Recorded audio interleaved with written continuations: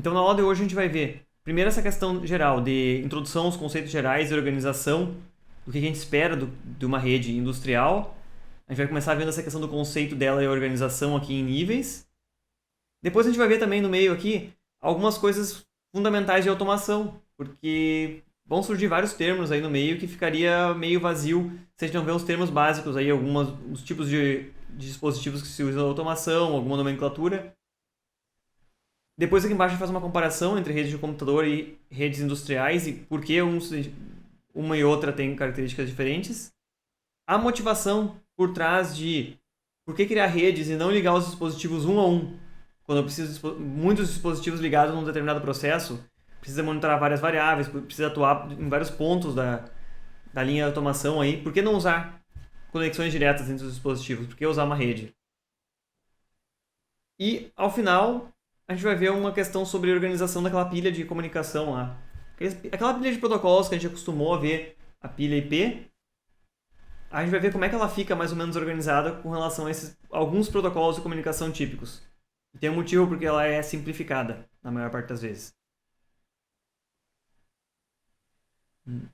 Bom, então essas redes, como a gente chama de industriais, elas são pensadas para atuação em ambientes de indústria, em automação industrial. A gente vai ver cada vez mais frequentemente isso por aí, porque atualmente é bastante barato criar sistemas digitais e integrar uma parte digital num sensor é bastante barato hoje em dia. De repente é mais caro você tem que puxar um cabo específico para um sensor, um cabo longo, algo assim, do que você tem que comprar o sensor já, que já vem com uma interface digital e você pode conectar ele numa rede. Em vez de precisar puxar um cabeamento específico para aquele sensor, você vai usar um cabeamento que já existe disponível para outros sensores ou outros atuadores próximos. Então se torna mais barato porque os dispositivos digitais em si baratearam muito. E o preço do próprio cabeamento não baixou tanto assim. A gente trata de falar em redes para automação aí em diferentes níveis de hierarquia na rede. Isso tem um motivo, se a gente for observar. Vou dar um tempinho aqui e a gente olha com calma esse diagrama aqui. Esse diagrama ele mostra mais em cima aqui, principalmente esses dois níveis aqui, 5 e 4. Nível 5 é gerenciamento corporativo, nível 4 é gerenciamento da planta.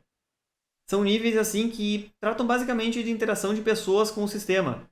Aqui vão estar, administração de recursos da empresa, nível de encontros de software para gestão de vendas e financeiro. Então os dois níveis de cima são basicamente partes que interagem mais diretamente com as pessoas. O nível responsável pela programação e planejamento de produção, realização e controle de logística e suprimento, nível 4 aqui. E vocês vão ver que nesses níveis aqui, os tipos de rede que se usam para comunicação são os mesmos redes para computadores que a gente está acostumado aqui. Provavelmente vão usar a internet, camada MAC, TCP/IP, pilha TCP/IP completa.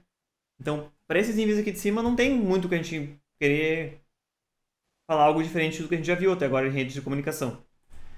São os mesmos protocolos, tudo igual que a gente viu até o momento. A partir dessa fronteira aqui embaixo, em que a gente não está mais falando do nível de gerenciamento aqui, aqui nível 4, mas está falando já, se chama de nível de supervisão.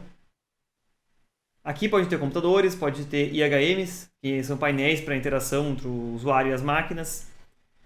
Então, aqui esse nível aqui já se fala em supervisão de processo ali. Você já pode encontrar lá um computador no meio das máquinas lá, que vai controlar de perto ali, que vai poder olhar em tempo real o que está sendo pedido, o que está sendo gerado em cada uma das máquinas, em que etapa do processo cada uma está, níveis de estoque e tudo isso.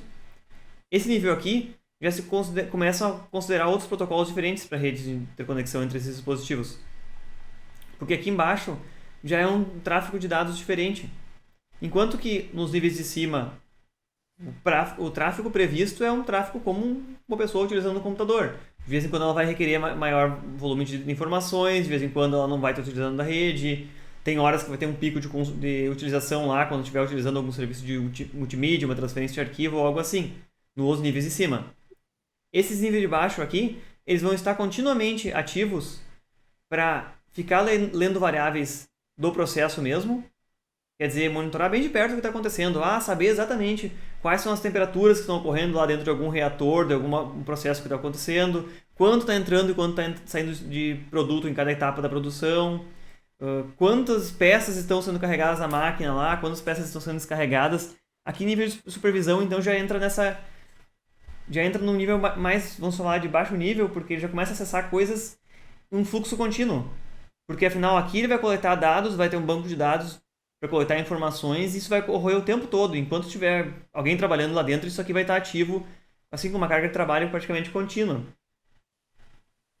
E não se pode, não se pode permitir que nesses níveis de baixo aqui tenha assim paradas ou lentidão ou qualquer problema da rede vai causar algum prejuízo de perda de estoque, falha numa produção, máquinas ociosas, algo assim do tipo. Então aqui embaixo já chega num nível que é bastante próximo da operacionalização dos processos mesmo, e então já se toma mais cuidado para que essas redes aqui tenham esse desempenho garantido.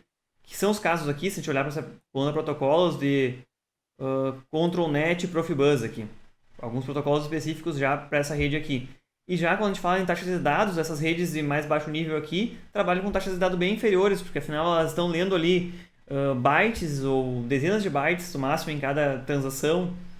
Não existem, por exemplo, aqui embaixo, previsão de transferência de grande volume de dados, grandes arquivos ou algo assim. Aqui embaixo, então, se a gente for comparar, é muito parecido com aquilo que a gente vê lá na parte de introdução, digitais, tudo lá. Quase como uma comunicação entre microcontroladores, assim. São dispositivos mais simples que trocam dados bem simples, enquanto que os de cima são redes de computador completas, como a gente está acostumado a ver, tratar com taxas de dados altas, protocolos avançados aí. Esse último divisão aqui embaixo, ó, que leva a conexão dos CLPs, que são os controladores lógicos programáveis, direto com sensores digitais analógicos e atuadores. Essa última parte de baixo aqui é a que vai, em geral, ter mais dispositivos, porque podem existir aí dezenas de sensores ou atuadores, uma máquina só. Imagina a nível de linha de produção, centenas de dispositivos aqui.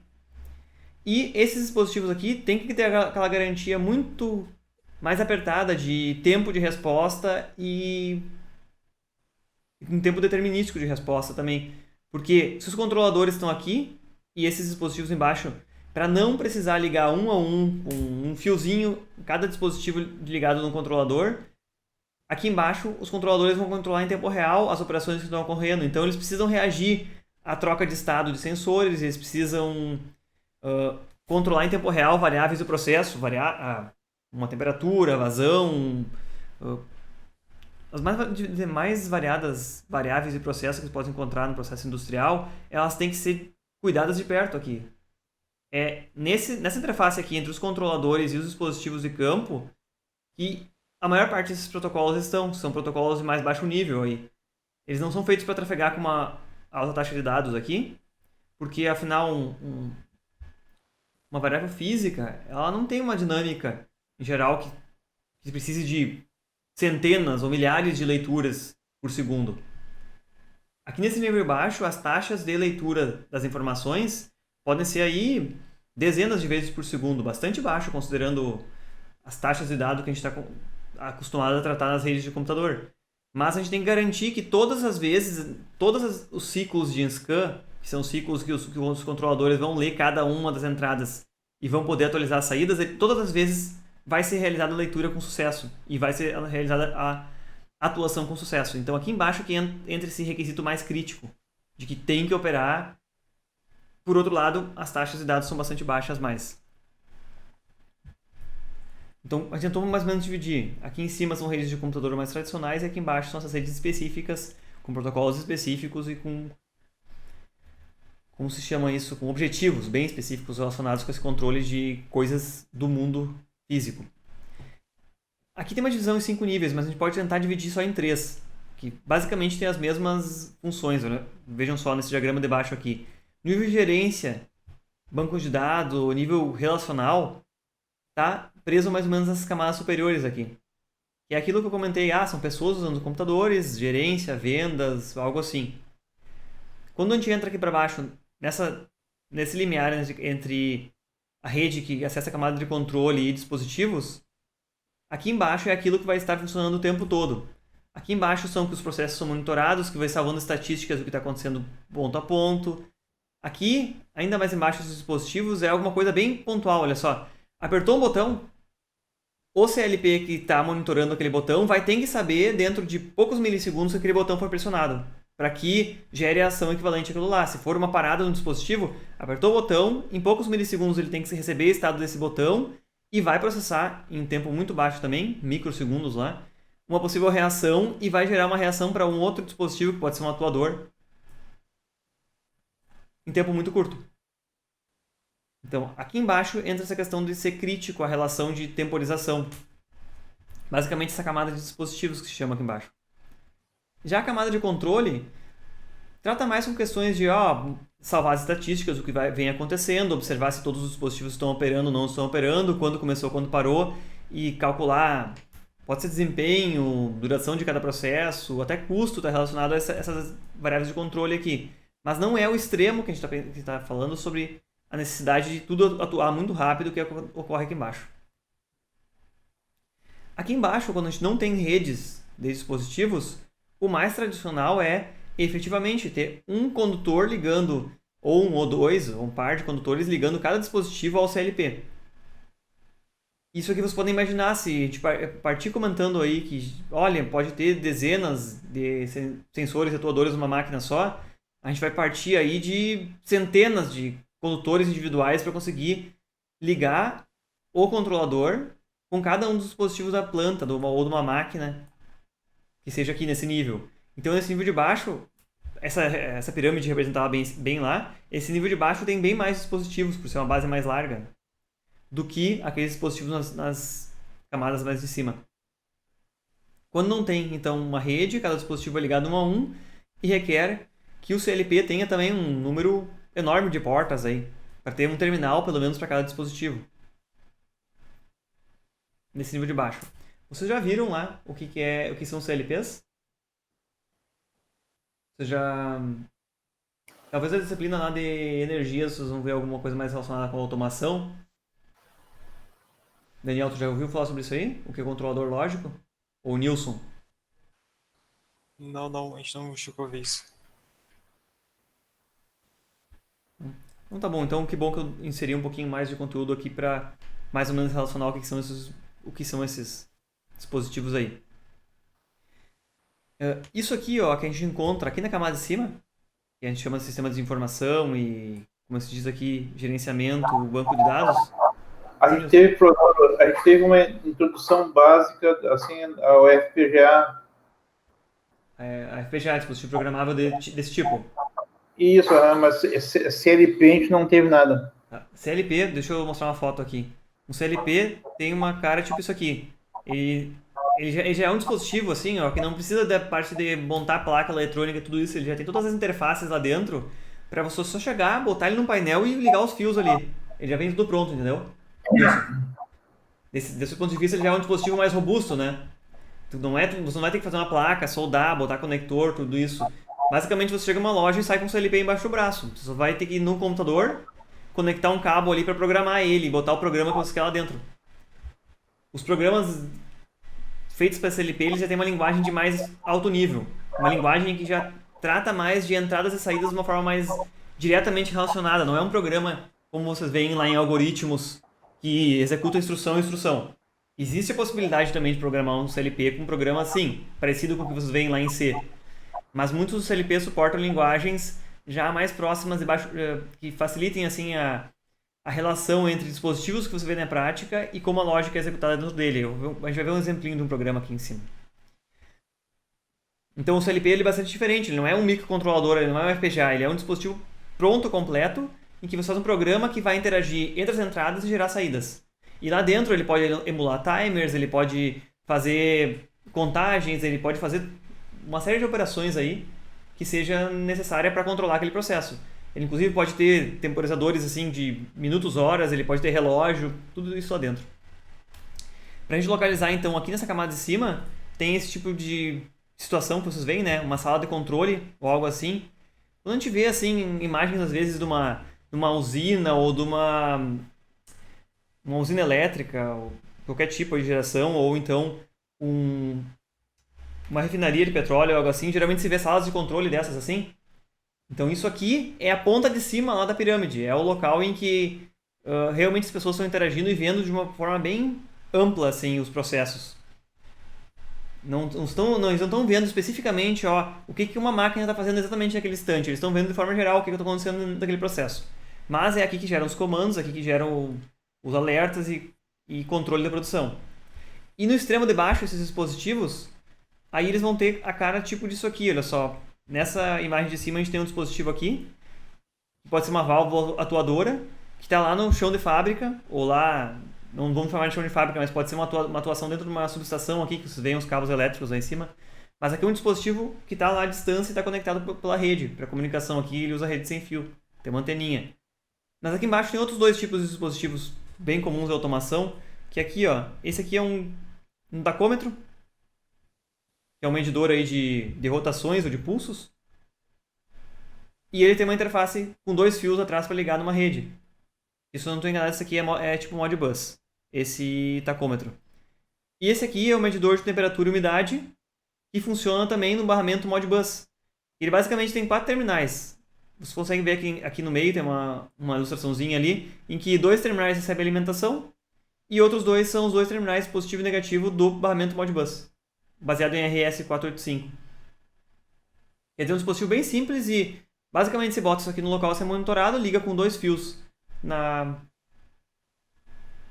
rede ou no barramento RS485 e ele vai ser acessível nesse barramento, vai ser endereçável e um controlador lógico programável vai poder acessar as variáveis dele em tempo real, quando precisar controlar isso. Esse dispositivo aqui é bem pensado para ser posto em painéis. Vocês podem ver que do lado da frente ele é bonitinho aqui, é tudo protegido. Do lado de trás os parafusos deles são todos expostos até. Do lado de trás aqui os terminais. Então, ele não é pensado para ficar largado em qualquer lugar, é para ser fixado no painel. Aqui tem mais ou menos o resumo que eu fui comentando lá em cima, que as interconexões entre os níveis 3, 4 e 5, os superiores, são diferentes das redes não são diferentes das redes de computadores. Eles interagem dessa forma, de acordo com a demanda, tudo isso. E os nível mais de baixo trabalham mais com esses dispositivos específicos de automação. Quando a gente fala de CLPs, né, são controladores lógicos programáveis, que eu vou comentar um pouquinho mais abaixo. Outros dispositivos que tem ali são sensores, que tem essa lógica endereçável, uma interfacezinha digital, algo assim. E fazem tanto a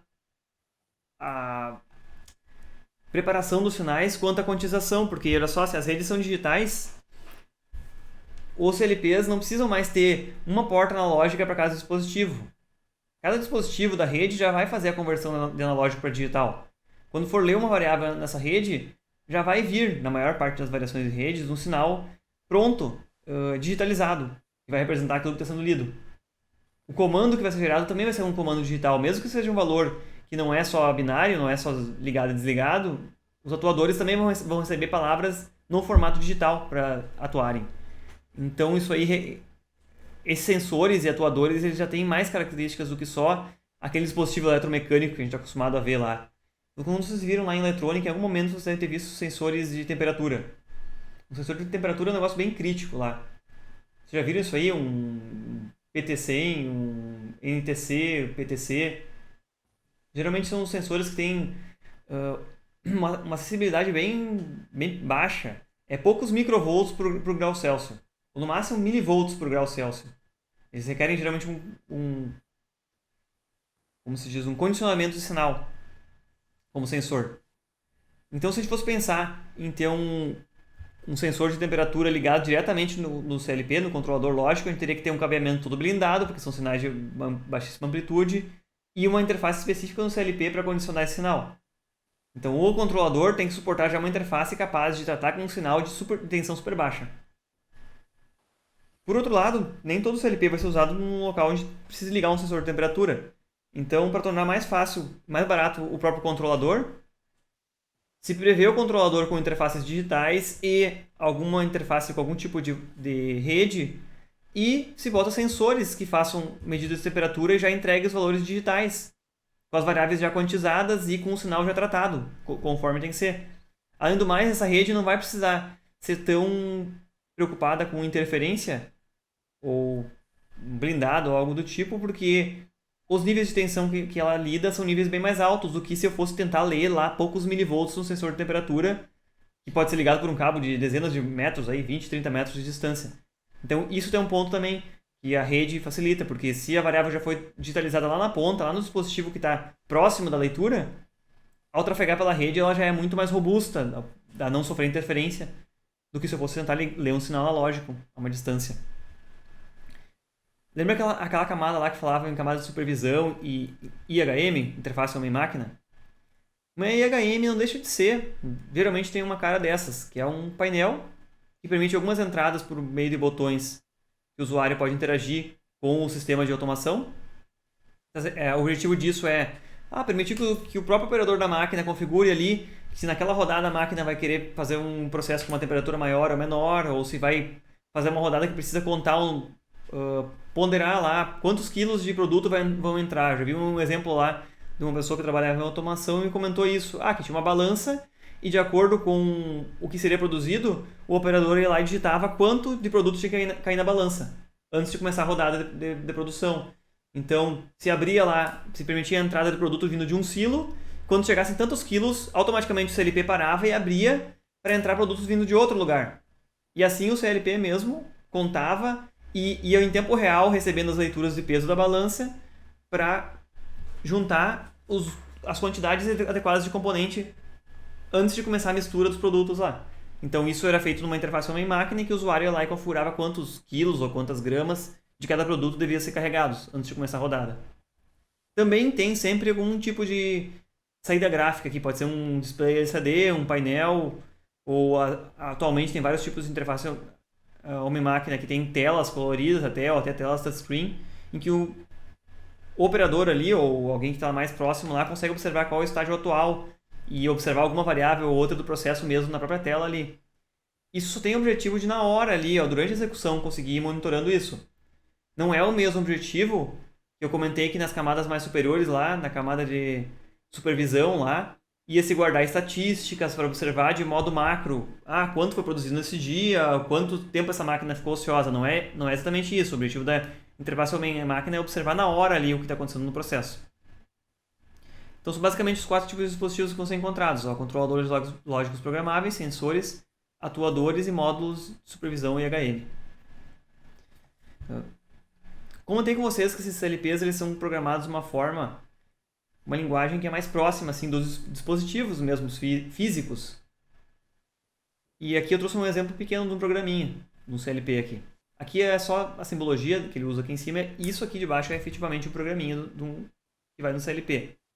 É uma representação gráfica em que ele converte para instruções específicas dele, mas para o usuário ele só precisa entender esse diagrama aqui.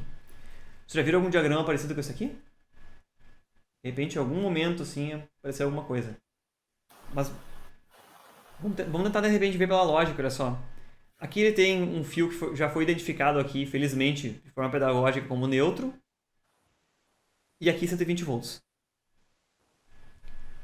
Isso aqui é uma carga. Vamos dizer, é uma lâmpada, é um motor, é alguma coisa que vai ser ligada. Qual é a condição para que isso aqui seja ligado? Vocês que são craques em circuitos digitais, sistemas digitais aí. Se aqui eu tenho uma tensão de alimentação 120 volts, no caso, aqui neutro, 0, aqui tem uma carga. Qual a condição que vocês descreveriam entre as entradas A e B para que isso ligue? Qual a operação lógica entre elas? AND, OR, NOT, NOR, tudo isso. Se a gente imaginar aqui que a gente quer que passe corrente elétrica por essa carga aqui, tanto se A ligar a uma entrada, se A ligar e conduzir, vai ter tensão na carga, vai ter corrente por ela. Ou se B ligar, também vai ter corrente elétrica na carga, e se A ou B ligarem simultaneamente, obviamente também vai ter corrente elétrica na carga. Então isso aqui é uma representação do mundo físico, né? Aqui, como se fossem 2 botões, botão A e botão B. Estão normalmente abertos, quando eu clicar eles vão ligar. Então, isso aqui é uma forma de representação muito próxima da realidade, que seria, por exemplo, a representação no painel desses aqui. Em que um contato desses aqui poderia ser um botão na tampa do painel, não está aparecendo aqui. E essa aqui seria uma carga que seria acionada aqui dentro, por algum dessas contatoras aqui dentro. Mas não precisa só. Isso aqui não são só botões aqui em cima. Isso aqui podem ser um contato que, quando acionar uma contatora, que é um dispositivo de potência que vai ligar uma carga, ele funciona como uma entrada para outra parte do processo. vamos dizer lá, uma vez que liga um determinado motor para iniciar uma esteira, para que a esteira possa andar, automaticamente ela tem que inibir para que outra parte do sistema não funcione, para que não largue mais um produto em cima da esteira. Vamos dizer assim. Então isso aqui pode se representar também um próprio relé, uma contatora que está atuando em outra parte do sistema. Mas eu quero mostrar para vocês que isso aqui é uma linguagem bem simples de se interpretar. Toda vez que tiver uma linha que ligue daqui, chegue até a carga e chegue até o outro lado, significa que aquela carga vai ser ativada. Então, a lógica entre botões, entre contatoras, tudo pode ser feita por aqui. Isso representa diretamente isso aqui, olha só, isso aqui são contatoras. Aqui em cima existem esses módulozinhos, alguns deles são contatos auxiliares. Contatos, por exemplo, da situação que eu falei, quando acionar essa carga, eu quero que não possa fazer outra coisa. Então ele tem um contatinho lá que é normalmente fechado e quando aciona a carga, ele abre. Então isso pode fazer então painéis de acionamento utilizando diversas cargas. Quando as cargas atuam, elas podem engatilhar outro processo em outra parte da lógica. Mas basicamente o que o CLP faz é emular via software para o programa desse tipo toda uma lógica de acionamento montada aí em diversas contatoras, em diversos dispositivos eletromecânicos. Ele cria por software aqui dentro. Então isso aqui é um CLP e via software ele implementa lógicas muito mais complexas do que poderia caber num painel desse tamanho. Ou mais ainda, a lógica dele aqui é tão complexa que ele podia compactar aqui dentro a lógica que precisaria de 10 painéis desse tamanho aqui para contemplar dispositivos eletromecânicos que fizessem a mesma coisa. Então esses CLPs, eles vieram muito, o desenvolvimento deles, pela indústria eletromobilística, que começou a ficar muito complexa, e os painéis de automação usavam dispositivos eletromecânicos assim, desse tipo, por esse tipo de lógica. E à medida que foi crescendo a complexidade dos processos, e daqui a pouco já tinham centenas de passos na execução do processo, já tinha vários dispositivos ligados, tinha várias variáveis a serem controladas ao mesmo tempo, entraram aí os microcontroladores e microprocessadores capazes de processar sinais em alta velocidade. Ficou muito mais fácil, em vez de, para trocar algo no programa, eu tenho que vir aqui, parar a execução do processo e mexer nos fios e reconectar eles mudando a lógica. Em vez de ter que fazer tudo isso, é muito mais fácil simplesmente botar tudo aqui dentro de um dispositivo e via software ir lá e simplesmente carregar o novo software e em 1 minuto o processo está rodando de novo. Quando a necessidade de manutenção é muito rápida essa troca. Então, olha só, essa é uma lógica bem simples e isso é um dispositivo CLP de uma forma bem resumida. Claro que se vocês forem olhar do ponto de vista da automação, tem muito mais coisa adiante aqui. É bem mais legal, dá pra fazer lógicas bem mais complexas do que um exemplo bem simples aqui de uma lógica U entre duas entradas. Os próprios CLPs hoje em dia não vêm só com terminais que representam entradas e saídas aqui. Eles já vêm com interfaces específicas, ó, de comunicação, porta RS-232, uma interface Ethernet lá. São portas específicas para comunicação com redes industriais. E aqui começam as saídas das redes industriais que eu comentei. Outra porta aqui, 485. Que é, em vez de agora exigir que cada dispositivo seja ligado por um fio específico até o CLP, que a gente pode ver aqui, se observar esse bloco de terminais aqui, centenas de terminais, cada um deles pode passar por um condicionamento e ser ligado no CLP aqui, ó, em dezenas ou centenas de portas diferentes. Em vez de ter que ligar esse monte de dispositivos e ter todo esse cabeamento que vai ter que chegar até esse painel e entrar aqui, é bem mais fácil e até mais barato ter uma rede em que tem um grande barramento, em que chegam 2 ou até 4 fios do CLP, mas daí você vai derivar dezenas de dispositivos dos mesmos 4 fios. Eles vão funcionar de uma forma ordeira e como eu comentei que o desempenho deles é baixo, as taxas de dados, taxas de leituras, escritas são baixas, é ok isso aí. Não implica nenhuma limitação. Quantas diferenças, então, para botar assim, uma divisão aí entre redes de computadores normalmente utilizadas e redes então para industriais é que o desempenho é diferente da taxa de transmissão de dados. O desempenho está muito mais pelo fato dele garantir sempre a entrega dos pacotes e garantir o tempo de acesso à rede do que efetivamente fazer os processos muito rápido, transmitir grandes volumes de informação. Ela é focada então na telemetria, que são medidas de variáveis à distância pela rede, e acionamento dos dispositivos. Ele exige essa questão de comunicação em tempo real, em que o tempo de acesso a um dispositivo, um tempo de leitura ou transporte de um pacote, ele tem que ser determinístico. Não podem ocorrer, por exemplo, colisões em que vai exigir grande vezes de várias tentativas novas. Também não pode gerar lentidão, no caso de ter vários dispositivos conectados. Essas redes têm uma limitação. Quanto mais dispositivos botar, mais tempo vai demorar para você ler todos os dispositivos ou então poder gerar comandos para todos eles. Então, essas redes são limitadas nesse sentido. Geralmente as redes, quando vocês forem observar, elas dizem lá, uma rede Modbus comporta 16, 32 ou tantos dispositivos, no máximo. Por causa dessa questão aqui, que eles têm que garantir que todos os dispositivos sejam acessíveis, tanto para leitura como para escrita, num tempo curto. Lembram lá qual era a lógica que eu comentei, que era usada em redes Ethernet? A lógica de acesso ao meio de uma rede Ethernet? Ou uma rede na forma de um barramento? Lembra lá, Daniel? Não vou lembrar. Lembra a história que tinha um barramento. Todos os computadores eram ligados simplesmente no mesmo cabo. Isso é bem típico em rede industrial ainda, nesse tipo aí. Mas como é que era a lógica que os computadores usavam lá? Era um negócio chamado CDMA, se não me engano, o nome da política de acesso. Era mais ou menos assim. Você observava se tinha alguém transmitindo na rede. Não tinha ninguém transmitindo, é a sua vez, então. Você vai lá e transmite alguma coisa. Se dois dispositivos começaram a transmitir ao mesmo tempo, vai gerar uma colisão e ninguém vai se entender. A mensagem não vai chegar corretamente em nenhum lugar. Então eles vão detectar a colisão e vão parar um pouquinho. Cada um vai esperar um tempo aleatório e daqui a pouco eles vão tentar de novo. Se o tempo foi aleatório, é provável que um comece antes do outro. Uma vez que um começou, o outro vai ter que ficar esperando então, porque ele vai ver que alguém já está transmitindo na rede. É uma política mais ou menos assim. Ethernet, que a gente falava. Sim. Já numa rede desse tipo aqui, não posso tolerar um comportamento desse tipo. Porque se eu preciso ler 10 vezes por segundo um estado de algum sensor ou uma temperatura ou algo assim, eu não posso contar que quando der conflito eu simplesmente vou esperar um tempo aleatório e vou ver se eu consigo daqui a pouco. Eu tenho que garantir que eu vou conseguir ler. Então, geralmente, elas têm uma lógica de controle bem específico, ou às vezes até elas trabalham com esse esquema de um dispositivo que controla, chamado mestre, e outros dispositivos que só respondem a ele, chamados dispositivos escravos. Então, isso aqui quebra completamente o outro lado lá, o modelo que a gente diz de internet, em que todos os dispositivos podem conversar com qualquer um, quando quiser. Podem buscar acesso à rede, podem buscar conexão com servidores e tudo mais. Aqui não, muitas dessas redes funcionam baseado em um mestre que manda comandos interrogando os outros. O interrogando é pedindo informação, né? Nesse sentido.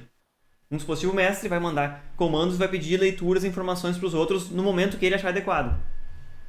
Assim é muito mais fácil de controlar, porque cada um só vai ter acesso à rede sempre o mestre e os outros só vão poder acessar a rede e falar quando eles estiverem sendo endereçados. Então não vai dar nunca conflito de acesso à rede.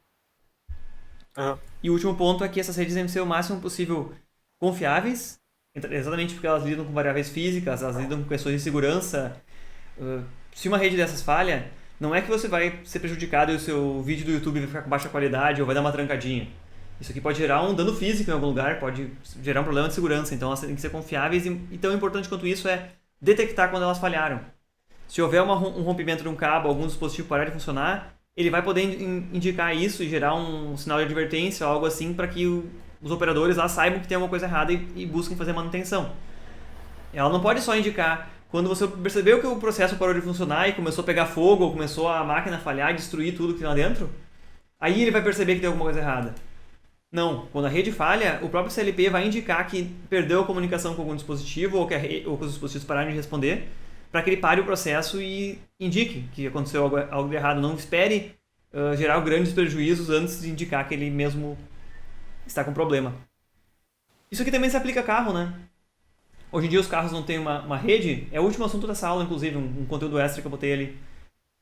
Redes previstas veiculares, tanto em carro quanto em aviões mesmo, já tem redes de comunicação interna só para ligar os dispositivos deles próprios.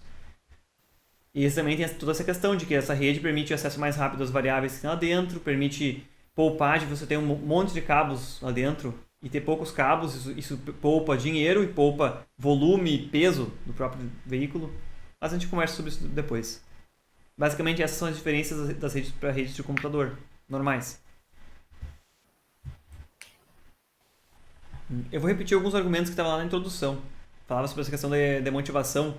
Uma motivação bem clara é a redução da quantidade de cabos. Quando a gente pensa em rede de computador, a gente pensa em todo mundo, cada um é ligado num switch, né? Cada dispositivo é ligado num concentrador em algum momento, ou um hub ou algo assim. Não é bem a realidade dos dispositivos para automação industrial. Muitos deles usam aquela topologia em barramento ainda, em que todos os dispositivos vão ser ligados no mesmo cabo, e para estender a rede, você só vai ter que puxar um cabo pequeno entre o último dispositivo que já está na rede e o próximo. E todos eles vão estar ligados num barramento também. Uma motivação muito clara isso aqui também é a facilidade de manutenção e diagnóstico. Isso é bem interessante, porque olha só, uma vez que aquela hierarquia lá de cima, olha só, lá a parte de controle, ela está ligada por redes e consegue acessar todas as variáveis e se comunicar lá embaixo, através dos CLPs e ver as variáveis. Por exemplo, lá da camada de controle, lá do sistema supervisório, consegue monitorar e ver qual tem uma temperatura que está sendo lida lá no forno, no meio de um processo. Como é que ele faz essa leitura? Ela manda um comando para o CLP, dizendo que quer ler um determinado endereço da memória. Esse endereço CLP está mapeado como um espelho de um valor de uma leitura de um sensor, que está em determinado lugar. Tantas vezes por segundo o CLP lê através da rede e bota aquele valor lá. Quando for coletada a estatística, lá da camada de cima, ele vai fazer uma leitura daquela variável dali. Houve um processo, uma anomalia qualquer no processo, está acontecendo alguma coisa errada. Como é que você vai fazer diagnóstico se você não tiver esse acesso a todos os dispositivos? Em primeiro lugar, você vai lá, vai chegar lá no painel de automação, vai abrir o painel e vai começar a medir com um multímetro as tensões lá dentro para ver se os sensores estão recebendo cada um sinal.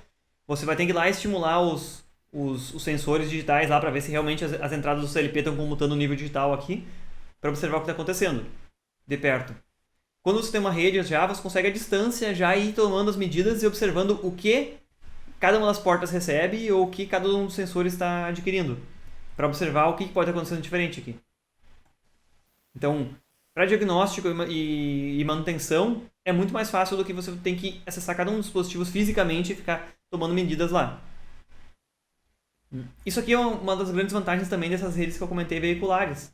Hoje em dia, alguém que chega com um carro numa mecânica aí, e se o carro for novo, aí, menos que 5 anos, os mecânicos não querem nem abrir o capô. Eles vão entrar ali, vão botar dentro de um soquete dentro do carro mesmo, vão ligar um dispositivo ali que vai ler através da rede do carro vários parâmetros do carro. Vai ler naquele momento o estado do motor, vai ler temperatura de água, temperatura de óleo, vai ler uma central lá que registra eventos no carro para ver se em algum momento o carro tem alguma falha de injeção eletrônica, algo assim. Então, pela rede, vários parâmetros são acessíveis que, em outros tempos, teria que abrir o motor, teria que ter acesso aos terminais, teria que medir com um voltímetro, teria que medir com algum outro sensor as variáveis físicas mesmo que tu tem. Assim, aqui tu tem um acesso direto aí. Mas tudo isso aí, então, está centralizado em torno desses CLPs que são vamos dizer, os cérebros da automação industrial. A gente só está querendo falar de redes aqui, mas a gente tem que entender o que é o tal do CLP, né? Ali no CETISM tem vários laboratórios que têm CLPs. Inclusive, eu acredito que esse modelo aqui, o Click, de repente tem algum laboratório que tenha ele. A questão básica dele, olha só como ele é bem organizado. Aqui em cima ele tem 12 entradas. Algumas delas são analógicas, outras digitais. Algumas são digitais que suportam aí níveis de até 12 volts. Outras podem suportar níveis de até 240 volts AC, as entradas digitais. Aqui ele tem a alimentação dele, só para ele efetivamente funcionar. E aqui embaixo ele tem 1, 2, 3, 4, 5, 6, 7, 8 saídas a relé. Então, de acordo com aquela lógica do programa que vocês implementarem lá em cima, nesse modelo aqui, nesse formato, vai ser descarregado por um cabo que eu acredito que vai ser ligado aqui de um computador para cá. Ele vai acionar e desacionar as saídas lá, conforme tu quiser. Inclusive, você não precisa só usar naquele programa componentes assim que reflitam entradas. Você pode criar lá dentro temporizadores, você pode criar lógicas bem complexas lá dentro do programa com dispositivos que não existem fisicamente. Mas, afinal, estão implementados via software. É fácil, mais tranquilo de implementar lógicas complexas. Eu botei aqui para ilustrar que realmente esse CLP, por exemplo, da Highwell aqui, ele tem várias portas de comunicação. Aqui, entre os pinos aqui de baixo, esses terminais, tem terminais específicos para comunicação. RS485, se a gente observar aqui, tem o A+, e o B-, da RS485, com uma interface serial. Aqui tem uma porta RS232, que agora eu não sei dizer se isso aqui é para programar ele ou se pode ser usado pela aplicação também. E aqui tem uma porta Ethernet, que também eu acredito que ele deve suportar protocolo de comunicação industrial aqui pela porta Ethernet, porque senão ele não teria duas portas diferentes para poder programar ele só. Vocês podem observar aqui que isso aqui, olha só, esses nomes que eu destaquei aqui, RS485, RS232 e Ethernet, eles dizem respeito ao que é a camada de nível físico dos protocolos de comunicação. Aqui dentro não diz qual protocolo efetivamente. Podem ver que isso aqui não tem nada a ver com protocolo IP, não tem nada a ver com Modbus, Fieldbus ou algo assim. Quer dizer, essas informações aqui que eu destaquei são relacionadas à camada de comunicação mais inferior, que trata com níveis de sinal, duração dos pulsos de sinalização lá nas linhas, número de condutores. Ethernet tem várias aqui. Esses outros protocolos trabalham geralmente só com 2 fios para sinalização. Eles referem isso aqui. Então, olha só. Quando a gente fala agora bem especificamente de rede de comunicação, que vocês estão acostumados a ver a da pilha de protocolos, esses protocolos ali também se encaixam nesse modelo OSI ou ISO. Eles não são uma exceção completa. Mas, em geral, o que a gente chama de protocolos de comunicação, eles estão nas camadas mais superiores aqui, ó, que são relacionados com camada de aplicação. Porque eles simplesmente definem estruturas de mensagens. Lembra aquele... Relacionando com outra camada aí. Lembra o protocolo IP que tinha um certo formato de datagrama? Tinha uns campos lá, IP de origem, IP de destino, um monte de campos de controle. O Frame Ethernet, que tinha alguns campos de controle lá, que acabavam aumentando o tamanho do pacote em relação aos dados que estão sendo carregados também. São estruturas de mensagens. Quer dizer, isso é uma definição assim, alto nível. Não está dizendo... O protocolo Modbus, ele não diz quantos volts tem que ter lá embaixo para comunicação. O que diz isso são os protocolos da camada física, que são protocolos mais baixos da pilha aqui. Aquilo que eu apontei lá em cima, ó, protocolo Ethernet, está aqui. RS232 e RS485 estão aqui, representados na parte física da interface. Exemplos aqui das camadas inferiores são RS232, 485, Ethernet industrial, ou então algum pode ter até um tipo de comportamento serial próprio lá daquele tipo de protocolo. Mas o que a gente pode ver? Muitos deles aqui, quando a gente vê os primeiros 3 exemplos, eles pulam esses 3 aqui. Eles pulam tanto a camada de transporte quanto a camada de rede aqui. Quer dizer, eles não necessitam agregar um monte de informação necessárias, por exemplo, para o protocolo TCP. Eles não precisam agregar a cada pacote informação de porta, de ordem de pacote, tudo isso. Eles também não precisam agregar informações de IP, como endereço de origem e de destino, aquele monte de campos de controle, porque esses pacotes não vão ser roteados para fora da rede. Então, não é necessário, a maior parte dos protocolos, agregar essas informações a nível de construir uma pilha maior de protocolos de informação. Muitos deles têm uma mensagem simples ali, que tem poucos campos de cabeçalho, que são definidos nessa camada de aplicação aqui em cima, e são diretamente passados lá para a camada de enlace, que está ligada a um meio físico, que aí vai ser dependente. Se for observar, podem ter implementações de Modbus que funcionam sobre RS232, outras implementações de Modbus sobre RS485. Basicamente, olha só, essa parte de cima aqui ela pode ser implementada via software, ela não depende nada de hardware. Então ela pode usar várias portas em parte física diferentes, até mesmo Ethernet, porque ela é implementada via software. Então o CLP pode ter vários módulos lá que possibilitem ele comunicar com várias formas diferentes, mas se você indicar que um dispositivo está num barramento ou numa porta que usa Ethernet, ele vai usar toda essa pilha de comunicação aqui, antes de realmente gerar o pacote lá para a porta Ethernet. Mas se tiver ligado numa interface RS232, ele vai encapsular diretamente com o necessário para a camada física, camada de enlace e camada física, que vai transmitir ele. Então pode-se encontrar esses protocolos que são muito resumidos em relação ao que a gente está acostumado a ver a pilha TCP e IP. Mas, por outro lado, também se pode encontrar essa pilha TCP e IP completa, como está aqui. Se chama Modbus on TCP. Modbus funcionando realmente em cima do protocolo TCP. Porque aqui ele também, inclusive, é compatível com outros dispositivos e se pode, de alguma forma, integrar esses dispositivos. Lembra lá em cima que eu falei de uma separação aqui, dos níveis? Você pode integrar, por exemplo, aqui um dispositivo que está operando aqui embaixo diretamente lá para cima, por meio de uma interligação Ethernet, que os dois consigam conversar juntos.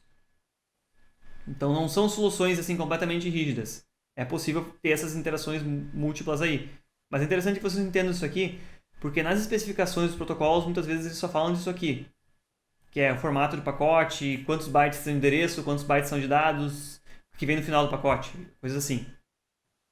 Mas, se vocês olharem os dispositivos mesmo, eles vêm especificados por isso aqui. Aqueles exemplos que eu botei aqui em cima, esses aqui, ó, esses exemplos aqui mesmo, eu fui olhar o datasheet desse componente aqui e desse aqui. Eles dizem lá Modbus sobre interface 485. Então, se ele é Modbus 485, qualquer SLP que for ligado com 2 fios entre eles aqui, desde que eles obedeçam a ordem aqui, B- a mais está aqui em cima dele. Esse aqui atrás tem identificado B- a mais, eu olhei bem no manual desse tacômetro também. E, se vocês olharem lá no próprio ilustração dos pinos desse CLP, ó, B mais a menos, qualquer um que seja indicado e sejam ligados no mesmo barramento com os 2 pinos, você vai conseguir adquirir a nível de aplicação todas as variáveis daqueles sensores lá. Aqui nós basicamente terminamos essa questão de introdutória, assim, de conceitos gerais, de motivação por questão da automação. Na próxima aula a gente vai falar sobre especificamente alguns nomes que eu comentei com vocês aí. Aqui, ó, Fieldbus, CAN, Modbus, Profibus, a HART também, que é um bem interessante formato HART aí. Então vamos comentar alguns dos protocolos mais comuns. É uma questão assim, bastante informativa, porque vocês podem ter contato com isso aqui.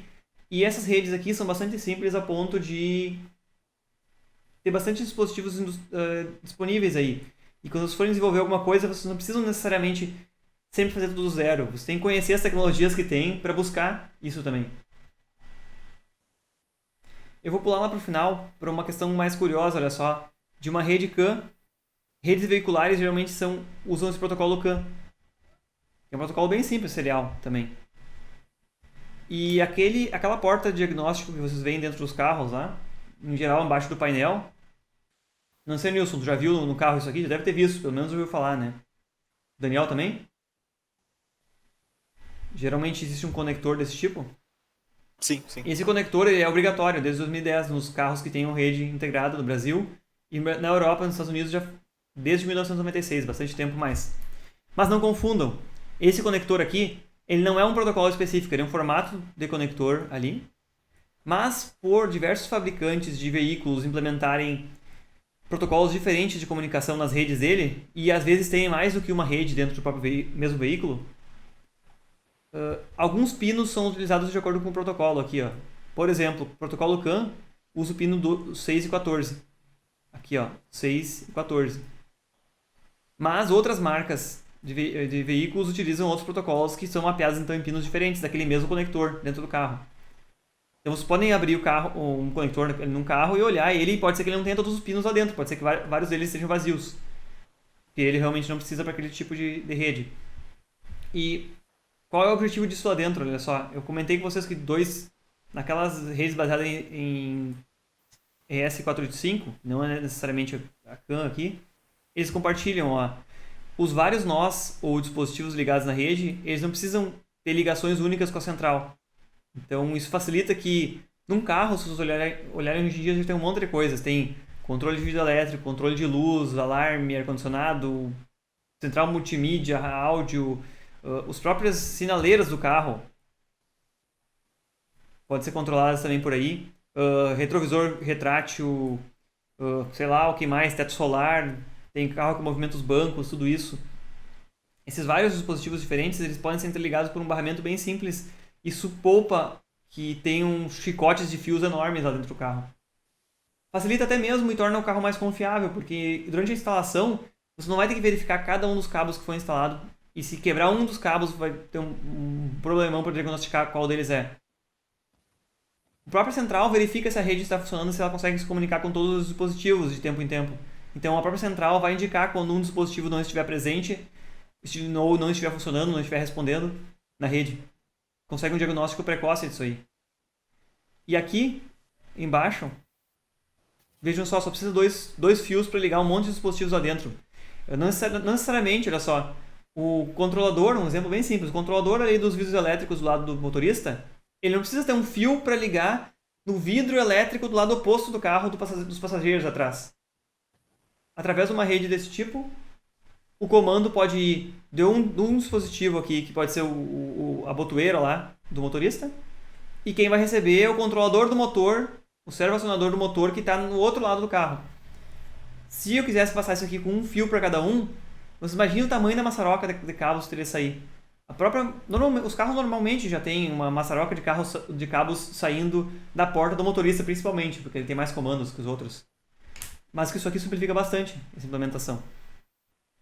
Aqui embaixo tem conceitualmente essa distribuição, olha só.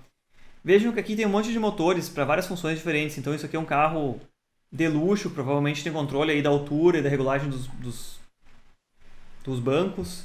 Aqui atrás ele tem inclusive dispositivos aqui que chamam de heating, ó, de aquecimento. Na Europa, praticamente todos os carros vão querer ter aquecimento dos bancos, porque é bastante frio lá, né? Então, aquecimento. Aqui tem dispositivos, inclusive, limpador de para-brisa, wiper. O que mais aqui? Locks das portas, trancas das portas.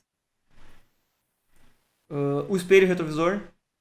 Deve ser um movimentador do vidro aqui, da janela. Também tem um por janela aqui, movimentador do vidro. Então, olha a quantidade de dispositivos diferentes que podem ser ligados lá dentro.